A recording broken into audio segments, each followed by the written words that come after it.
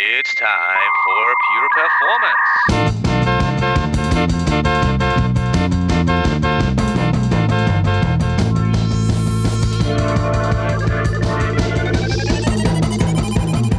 Get your stopwatches ready. It's time for Pure Performance with Andy Grabner and Brian Wilson.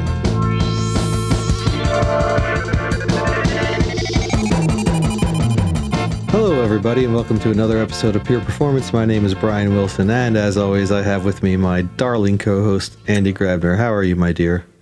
I'm very good, my dear. Since when do we call each other dears? Is it a deer or is it a deer? Since you grew antlers. People don't know this, but Andy's been traveling around the Black Forest and grew antlers, and is now going to get hunted by hunting season. Yeah, this was a terrible intro, Andy. Yeah, it's okay. There's good intros and bad intros. The good news is, for bad intros, it means the regular, I guess, story that we tell or the conversation we have will just be so much better. Right? Potentially, if we can pronounce things properly. Pronounce. Maybe we should talk about pronunciations today. Actually, the first thing I want to pronounce is the name of our guest today, Abby Bangser. Novel idea. Yeah. Oh, say it again because I spoke over you. Abby Bangser, the name of our guest today. Hopefully, I pronounced it correctly, and I actually want to hear her voice. Abby, are you there with us? Did I get your name kind of right? I am, and you did. All the typical mispronunciations. I even had my name misspelled at the wedding I went to last weekend. But no, you were spot on. Thank you for the intro, Andy. Perfect. Abby, would you mind quickly giving us an intro on who you are, background, things? I mean, I'm reading here a lot of cool things on your LinkedIn profile. By the way, folks, if you are interested in following up with Abby and connecting with her, the LinkedIn link will be part of the description of the podcast. But team topologist, advocate, CNCF ambassador, what else does the world and our listeners need to know about you?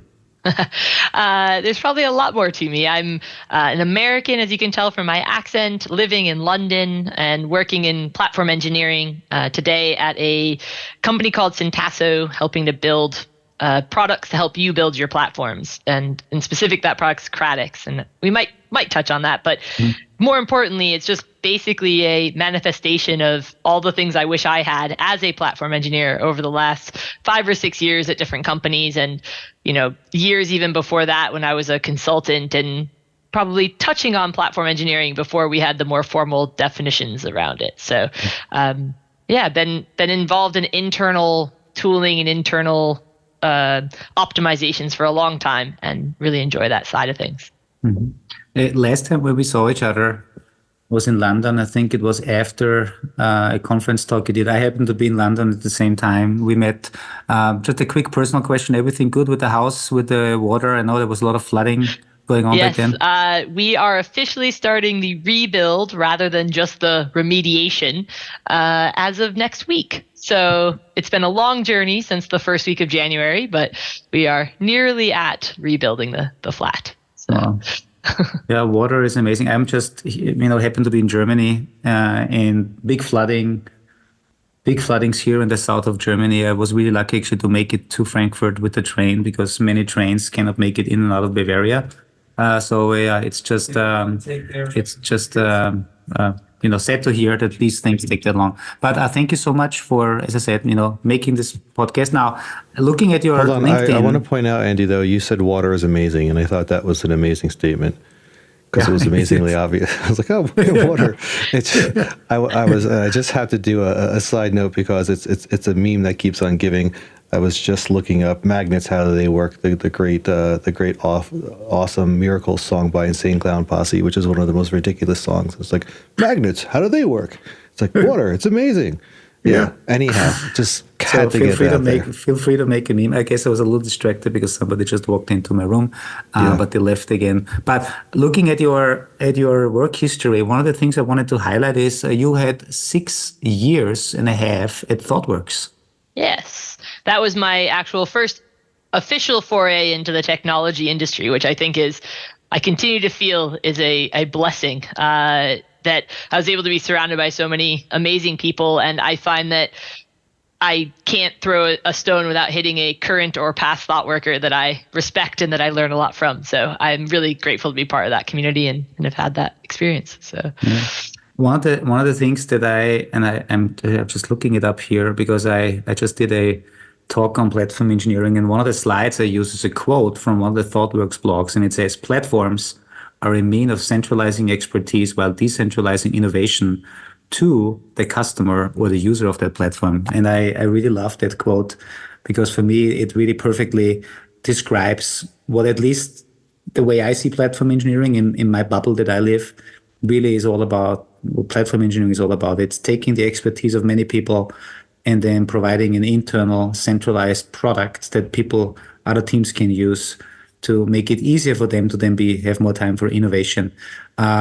Is this, do you have a different definition of platform engineering, or is this still spot on? I think there's a ton of definitions that float out there, but I think this one is possibly one of the most philosophically aligned with where I stand. I think one of the things that I really like about it is the decentralization of innovation that speaks to the access of users to this platform to be able to to enable their own innovation along their side. The one thing that maybe that quote doesn't explicitly call out that I would maybe add, but I don't think it dissuades either, is that there should also be some level of enablement of bringing together those expertise in a scalable way. So I think one place where I notice a lot of pain with platform engineering today is when the platform building team or teams or organization is owning all the features and all the offerings of that platform, and any new offering on that platform goes through a backlog for that one platform, again, group, team, or set of teams, versus the platform being something that enables experts to plug their expertise in and be able to decentralize also those offerings, even if they're then built into a centralized location for innovation. So just would add that. Ryan, I think we just have our perfect audio snippet for the promotion of this, because I think that's really awesome. Yeah. So basically, how can you scale platform engineering without having to put all the strain on the platform engineering team so that they don't become the bottleneck, but they can become the enabler to expand the platform? Yeah, I think we talk about, there's been some great examples put out by people in different places. And just recently, there was one talked about using a library as an example. With a library, there's authors of books, and there are readers, and there are librarians who manage the collection of those library books in a way that is accessible and discoverable by the readers, right? And a way to be able to accept new books as they come aboard and that kind of thing. Bringing into technology, you look at something like an Etsy, and the engineers at Etsy aren't knitting things for you, and they probably are buying lots of awesome stuff off Etsy, because let's be honest, it's addictive, but that's not their main job. Their main job is to figure out how to connect the makers and the buyers, right? They are a true platform where they are generating value outside of themselves, and I don't want to discount the value and quality of the makers on that Etsy platform, or the book authors in the library example.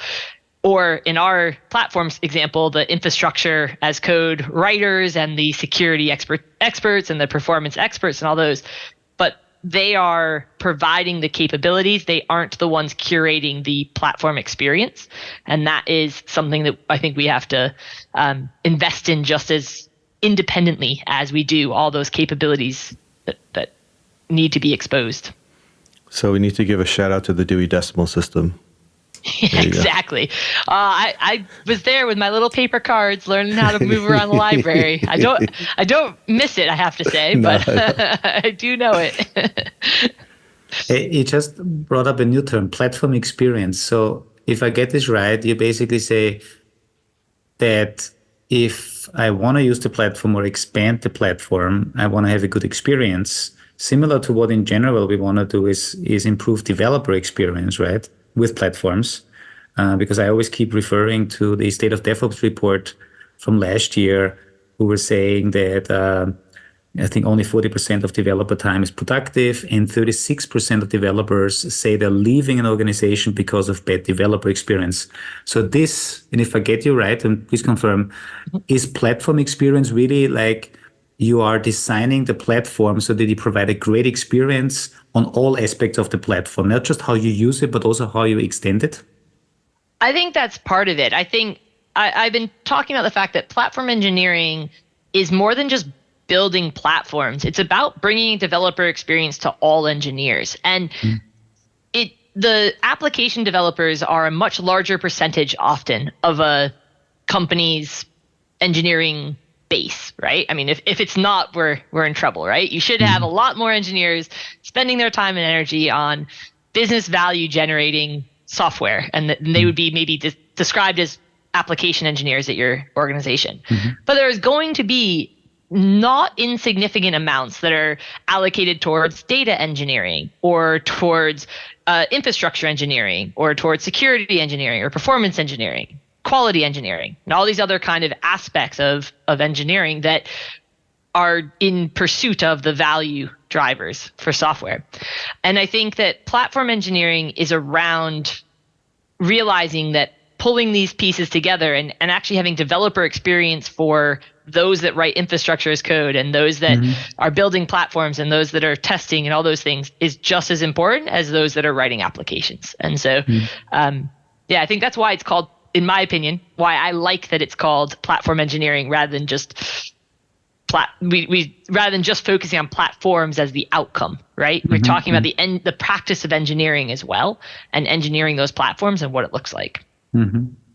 The one more thought on the whole term of experience, developer experience, platform experience. One of the things I recently heard was to explain developer experience as one of the kind of attributes that you obviously want to focus on when building a platform. But really the slogan was developer experience about creating the desire for your users to actually use your platform. Right? Because I think that's also very important. It's a desire. It's like, because in the end, platforms, the way I see it, you're building kind of an internal product. And like with any product, you want people to use it. And if you actually get it to a fact where people don't just have to use it, but they want to use it, creating a desire is a much stronger attachment to something. And I think creates much more momentum and I guess in the end also leads to more success.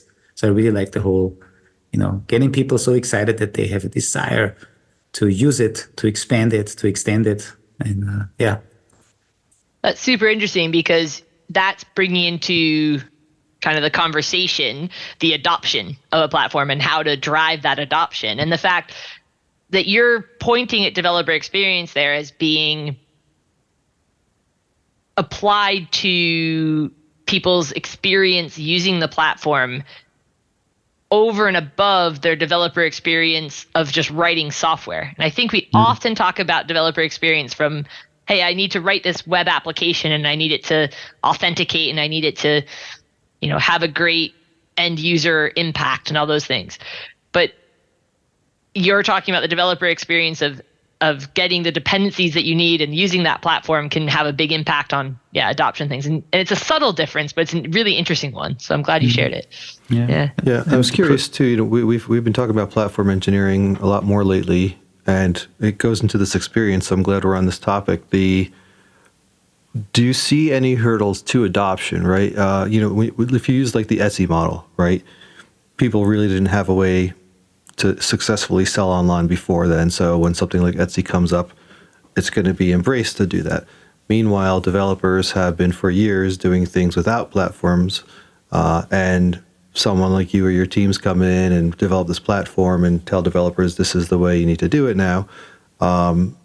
Is there a lot more of an open arms, like, oh my gosh, finally, this is so much easier? Or is there a lot of resistance of, why do I got to do that? Can I do it this old way that probably is terrible? So I think that last sentence is like the thing I'm most interested by, because you said, can I just do it this old way, even though it's terrible? In my opinion, that is your existing platform. I'm a big advocate of the fact that platform engineering is not new. Platform as a product has been around for 20 years in even in conversation using those words, let alone being more formalized of recent and over the last maybe 5 to 10 years. So these aren't new concepts per se.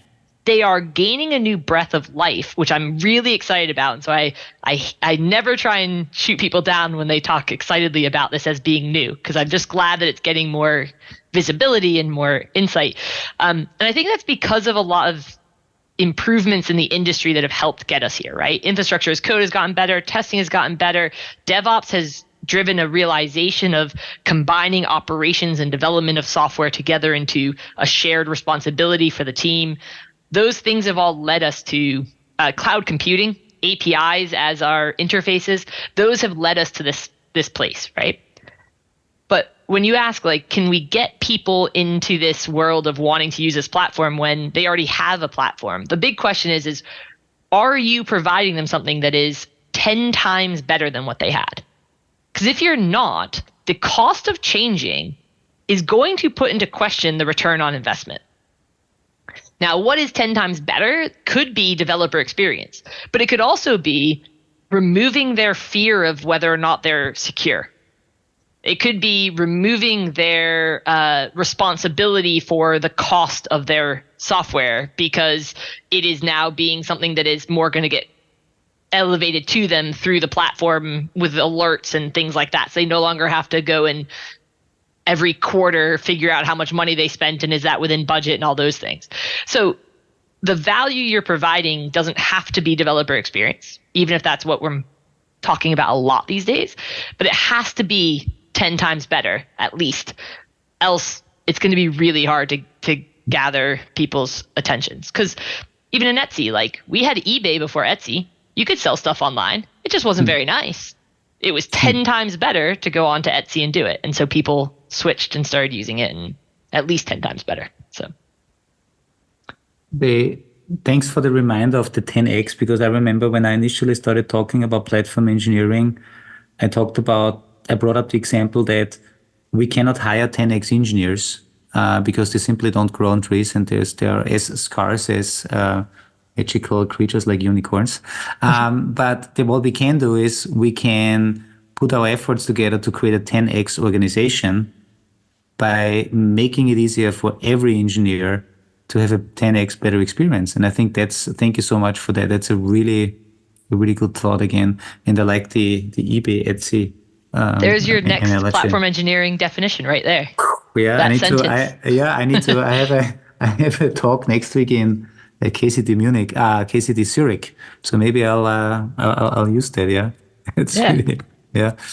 Platform engineering, making your organization 10 times 10x, better. You know? Yeah, it's so funny because I have the same thing like 2 years ago. Maybe I just need to resurrect the slides. As you go and you're doing a lot of talks, you are coming up with new ways and you update your slides. Sometimes it's also good to go back to some of these. But thanks for the reminder. That was really cool. Abby, I got another question for you. So one of the things you're very active in is the platform engineering working group in the CNCF. Can you, for those listeners that are not aware of it, can you give us a quick overview of what this working group is all about, what you've been doing, what's happening right now, where things are going? Absolutely. So working groups within the CNCF are sort of the most detailed and focused community groups in the CNCF. So they are a subset of what's called a TAG, or technical advisory group, which tends to have a more durable and long-lasting topic. And so our tag is app delivery. So app delivery will exist forever. Platforms may or may not be something that requires deep investigation and help for forevermore, right? Mm-hmm. But it does now. And we've been around for a couple of years, about 2 years now. And in that time, we've put out a white paper to help describe what platforms and platform engineering can be, and a maturity model to help people map themselves from common patterns within the industry through to that white paper. And we're a group of about 20 or 30 pretty active people, and another 20 to 30 people that pop in and out and help review our papers and propose new ideas of things to work on. So it's a pretty active and exciting group, and you should come join our Slack channel in the CNCF. So. Mm-hmm. Yeah, folks, check out the links in the podcast description. I always was in my presentation. I have a QR code, so hopefully more people join. I'm actually part of the 20 to 30 that only occasionally pop in. I would love to contribute more. I'll do my best to get We a little more welcome active. that as well. Don't feel like you have to be there every day. We just love to get different opinions in. So yes. Yeah. Maturity model. That's very interesting because a lot of organizations, they like maturity models because you can see where you are and you have like a prescriptive way in how to get better, have a way to measure yourself and how you get better. I know in the preparation of this call, when I asked you, what are some of the things we can talk about, you mentioned that some interviews are coming up in terms of the for the measurement framework for the maturity model. Can you maybe go a little bit deeper on that, on the maturity model, how people will be able to use it to measure themselves? What are these interviews all about?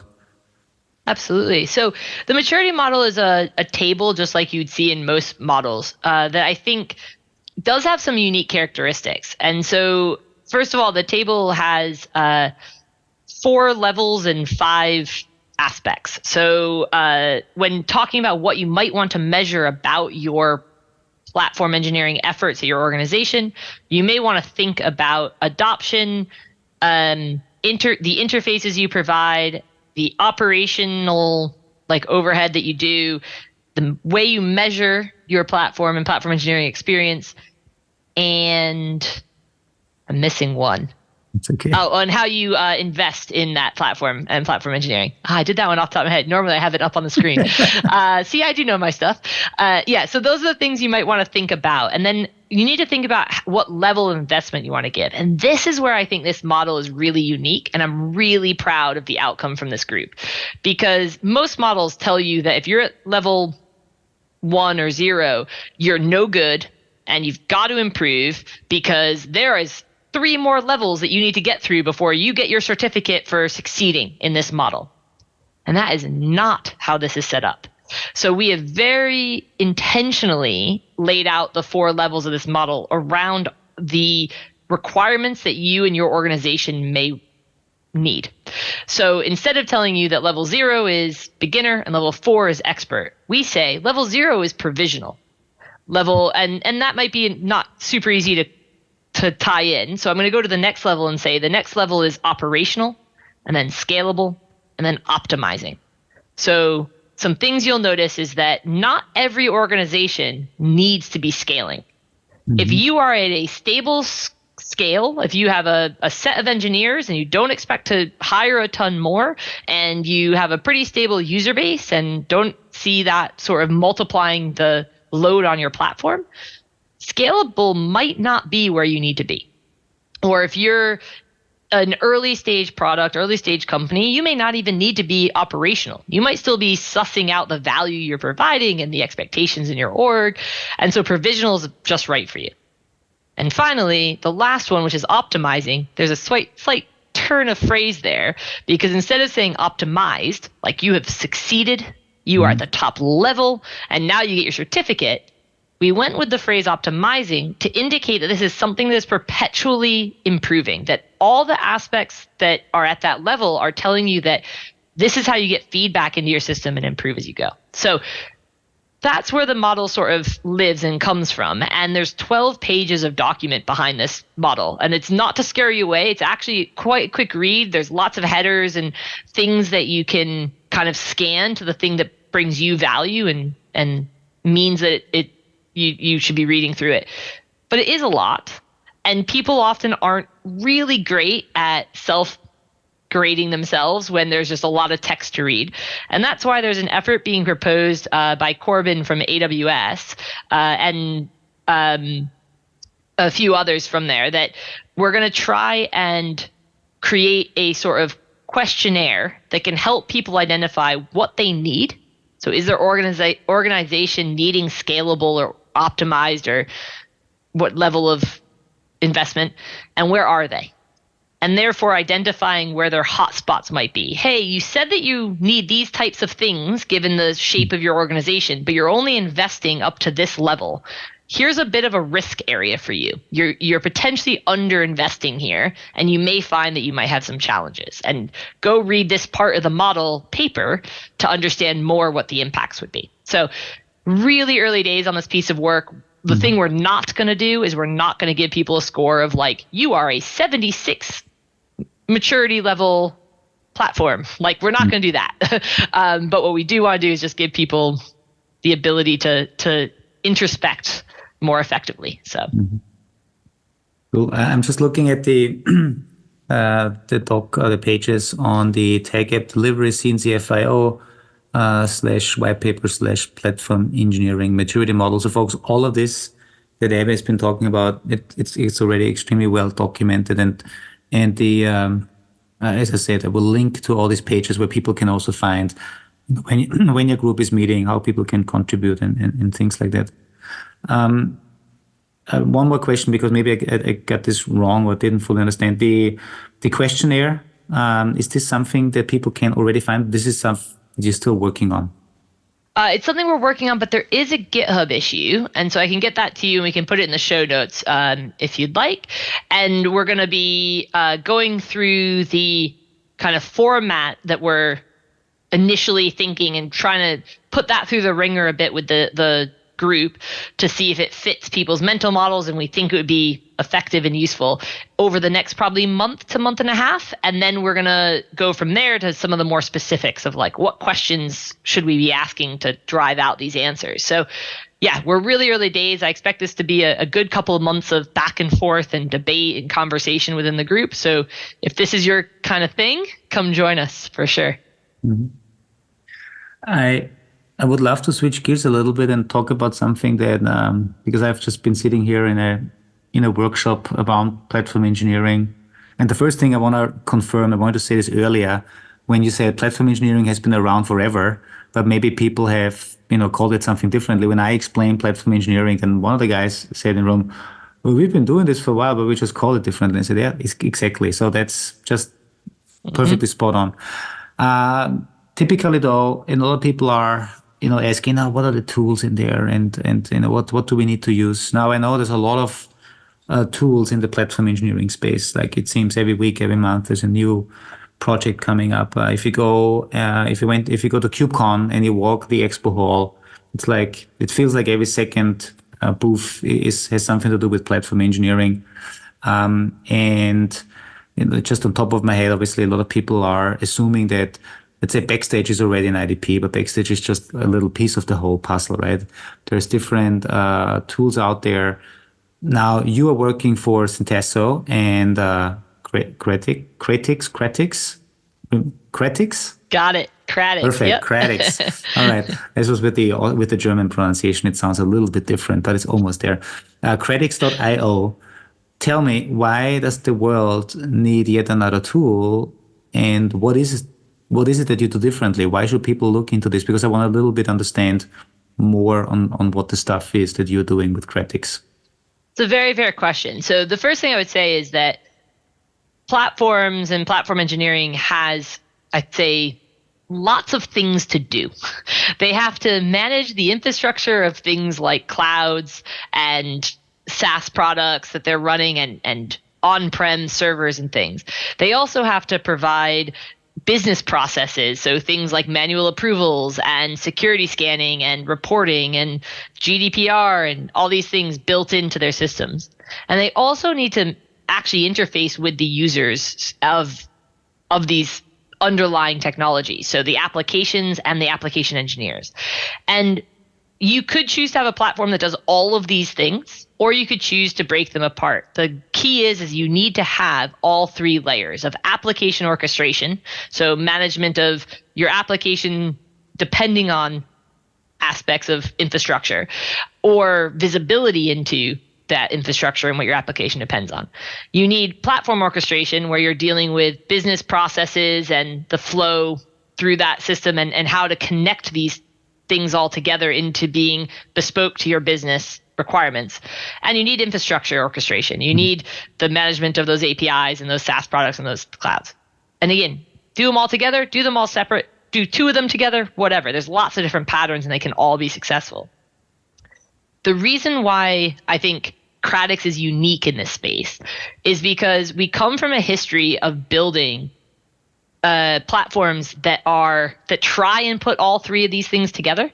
Mm-hmm. So a lot of our team has a really storied history of both implementing and writing Cloud Foundry that came out of Pivotal Labs, which is still renowned as one of the best user experiences for application developers who are able to do CF push, right? It's a great experience. But there are only so many applications that can run CF push. You have to be a 12-factor app. You have to be running in a certain way. And that's just not realistic for large parts of organizations, even organizations that see huge value in Cloud Foundry. So we have that experience of trying to build the most perfect platform that incorporates all three of these layers and just hands it off to people. But we also have a lot of experience within our team of building from the ground up. I, for one, have been building up from Kubernetes for years and years now, throwing in things like GitOps agents, using Argo CD extensively, using reconciliation infrastructure as code. I used Crossplane. I've used the AWS specific reconciler for that. I've used Terraform, all these things, and trying to build to the point where an application developer is happy, but actually often falling short where I'm handing them like HCL Terraform modules and being like, just make a pull request, it'll be fine. Or I'm handing them, Helm charts that they have to be able to read the YAML. What Cradix does is a framework for actually enabling you to build your bespoke platform experience that feels like the experience of a cloud provider, where everything's done by an API. There's different interfaces for different use cases, and everything's built in, but it's bespoke to your business. So it has all those requirements, like when you need a manual sign-off, when you need to do GDPR compliance, when you need to do reporting, all those things built into it. So it's a framework rather than an all-in-one solution. And that framework lets you build on top of those primitives a lot faster than if you start from scratch.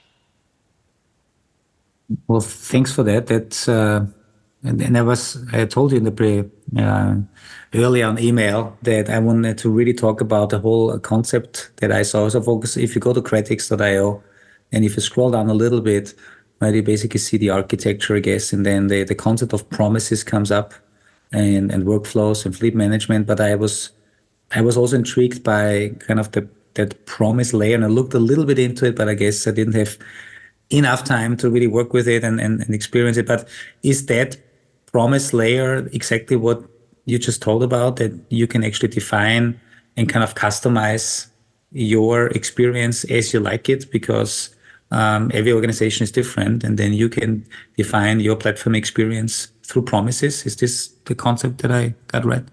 Exactly.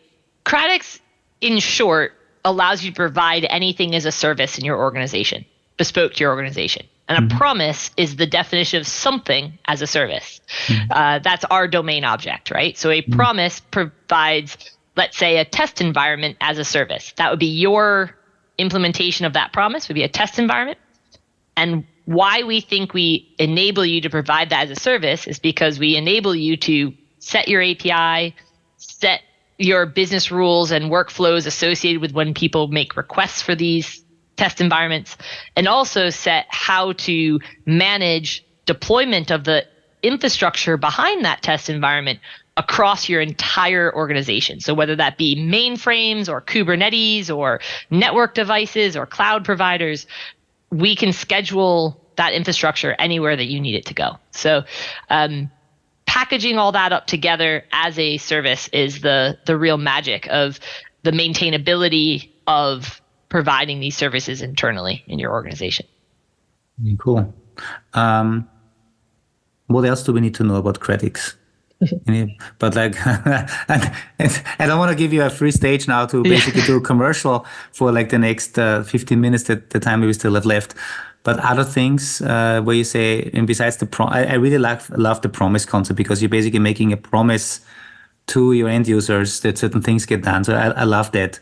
And that's why I also wanted you to talk about it. Anything else that I missed maybe as I quickly glanced over the website?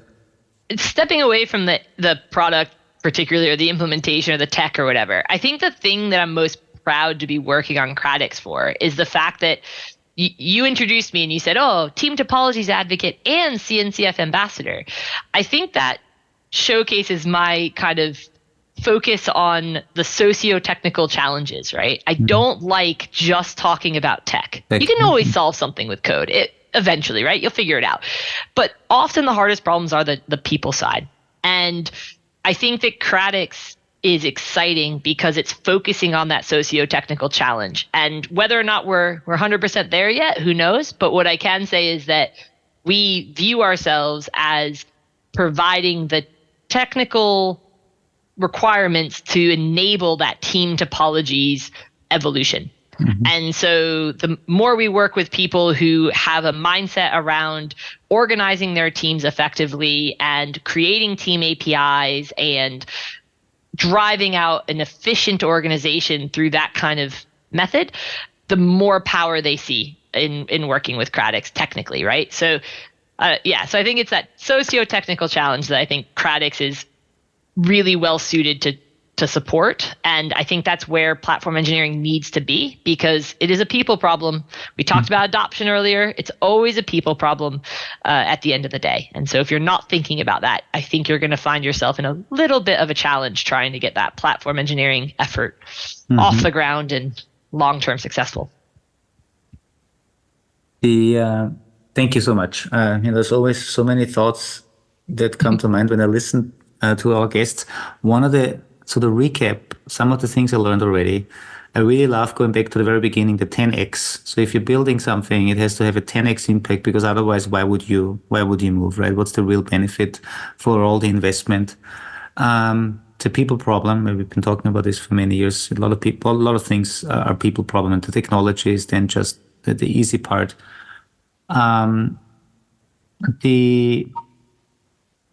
just lost my train of thought. How often does this happen? I wanted to say something very smart now, but I completely lost my train of thought. I was waiting for you to pop in there, Brian. I actually now remember. It's too tempting.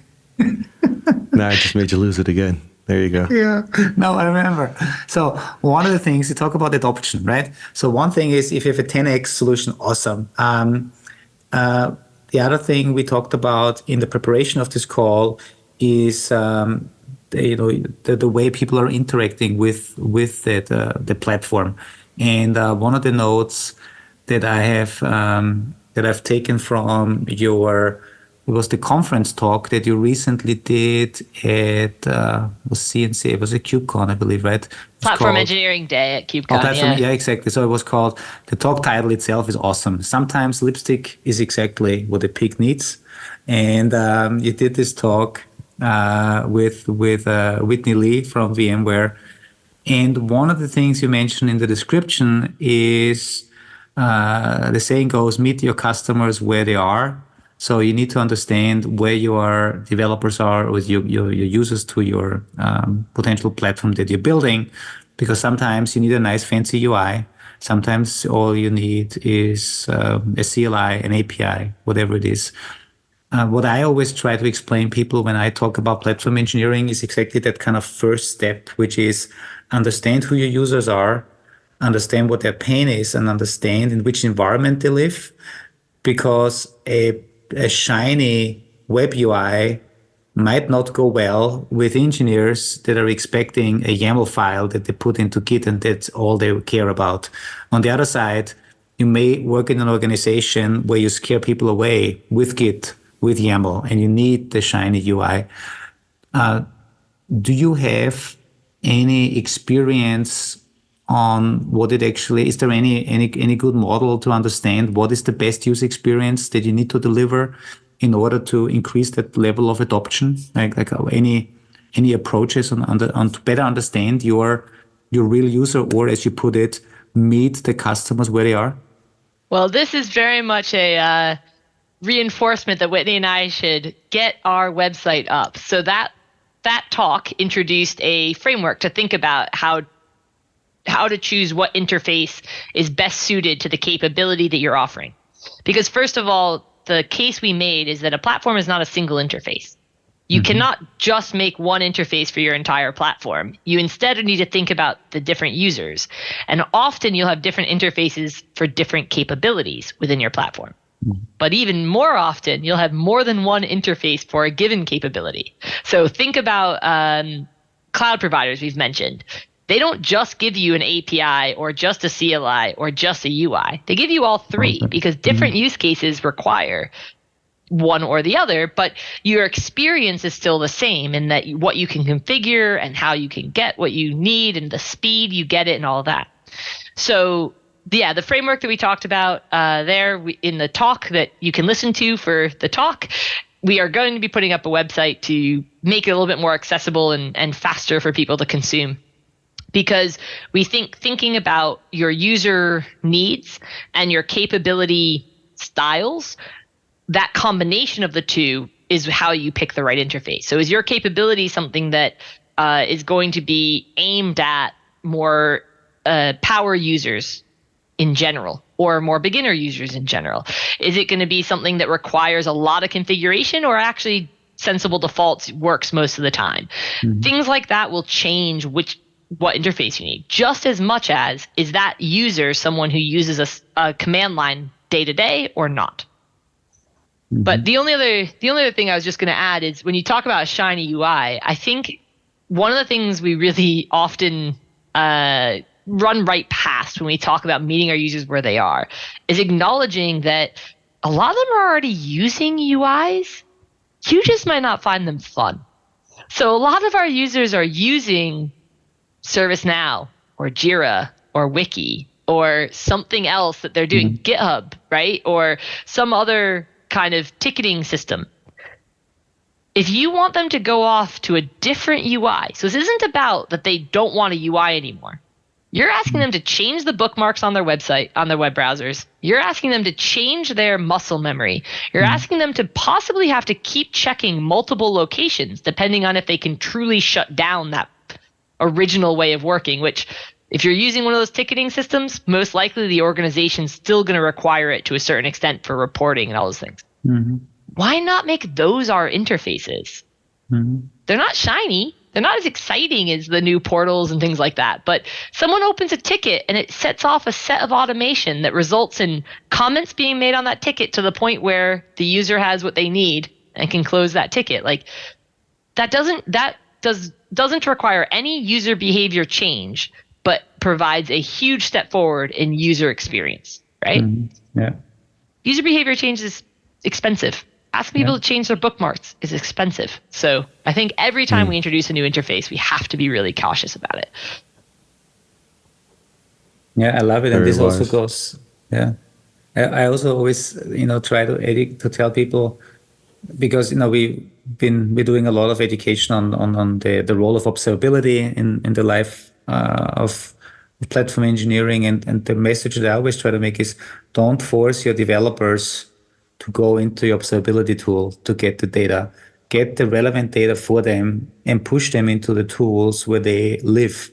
Because with this, you give them additional value without forcing them to change. And the example that Jira is one example where I said, maybe you want to, if a developer is working on a Jira ticket to implement a new feature, once this feature gets released, once this feature is adopted, why not figure out a way how to push back a comment on the Jira ticket saying, hey, this feature has not been released. And if you want to see a detailed dashboard, click here. That's awesome.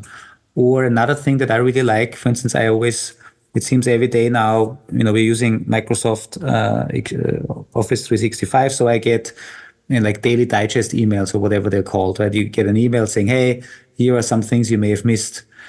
I live in Outlook anyway, but I get some really nice assistance. And so the same would be true from an observability perspective. If developers, let's say they live in Slack, why not get in morning an 8 o'clock or 9 o'clock Slack message from your observability capability of your platform that says, hey, Andy, we noticed that you have made 3 deployments yesterday, and here are 3 new error logs that we've seen. Is this something you want to look into? Then click here. But that's a completely different way as saying you need to go into this new tool and now you need to change your behavior. I love it. This is why we need to learn more across domains as well, right? There's so much of that type of conversation happening in the platform engineering echo chambers and silos and things, but observability is not a million miles away, and yet you're having those same conversations. How can we amplify each other's messaging here? Because that is a fantastic set of examples, I think. It's really good. Yeah, and they also it resonated really well with all the people, and I really like that whole. We talk about how AI is making our life easier because it becomes an assistant. We don't necessarily need very sophisticated AI for that, right? It's just about we want to make our life easier by, as you said, not changing our behavior, not having to change our behavior yet, getting better information so that we can become more efficient or can do things that we otherwise would not be able to do because we would never look into these tools. And I think that's cool. Only pay that chip of behavior change when you need it and when it's valuable enough, right? Because that is an expensive chip to play. Exactly. Yeah. It reminds me a lot of the virtual instruments, virtual synths and stuff like that for on the computer. Most of them are set up like a traditional synth or something like that, so that you can just pop it in and explore the sounds and make it work. But every once in a while, either a virtual, even a hardware synth will come out that is completely different, right? Completely different interface. And when you read the reviews, it's always about, yes, this is not something you're going to be comfortable on. They made these changes to force you to not work in the way you were working so that you're going to try to use this in a completely different way. So I think, just taking that from my own world, if you're not giving people an interface they're expecting, you better be giving them something completely new or different as a result. Otherwise, keep it familiar. It's an amazing example as well. I think we talked about in our talk, Whitney and I, about how we talked about as cognitive distance or contextual distance, and that certain interfaces pull you away from in distance from where you had that aha moment that you needed help. And some tools keep you right in the moment. So think about like ChatGPT in your IDE. Keeps you in the moment, keeps you there. You don't have to go very far. But to your point, Andy, of like an observability tool, it's a whole new interface that you maybe don't log into very often, could be quite a far contextual distance. That's not a bad thing. So inherently people think, low distance, always low distance, the lower the distance, the better. But actually, if you think about, for example, wanting to think about an architectural diagram instead of looking at a log line, you might be right in your log lines thinking about like, why am I getting this error? What's happening? And actually pulling yourself up to look at the map of microservices and how things are interacting with each other will fundamentally change how you're thinking and possibly open your mind to a new idea. So just to be clear, there isn't right and wrong about this. It's not that you should never make a synth with a new interface to your example, right, Brian, but like it's that when you do, what are you encouraging in the behavior and what value is the user getting for paying the tax of contextual distance or learning a new behavior or whatever? Are they getting that value that they need? So, yeah. Excellent point. Sorry, that was my rant. No, it's awesome. It hits home, Mm-hmm. Hey, Abby, I remember before we hit the record button, and we said, we have about an hour. You said, who would ever listen to us for an hour? And guess what? The hour is almost over, and that's the crazy part of this, right? And, but we don't know if anyone's listened yet, so we're gonna have to put like an Easter egg for some swag or something, if anyone actually finishes this thing. That's true, folks. If you listen to that part, you will get lifetime licenses for tool A. And then I've got some decent stickers and some other things. If you ping us that you've gotten here, you let us know. We'll figure something out. Exactly. Yeah. No, thank you so much, Abby. I'm very happy that our paths crossed. Not only in London when we saw each other, I think the first time we had time to sit together, but also prior, because we've been on some virtual conference or like a discussion, a panel discussion, and then this kind of led to this. And I'm sure there will be more we do together because we're both very passionate about platform engineering. We will post all the links that you gave us also to your website with the upcoming talks.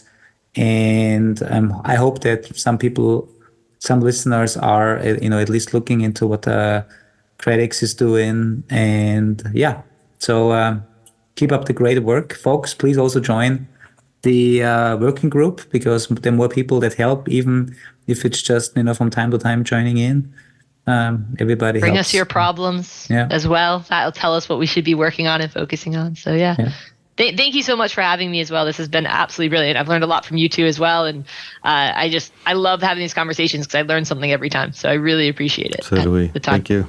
Yeah. And this definitely did not feel as long as it ran, so it's very entertaining. Thanks a lot. Really appreciate it. Thanks to everyone who's listening, and we'll see you on the next episode. Thank you. Bye-bye. Thank you.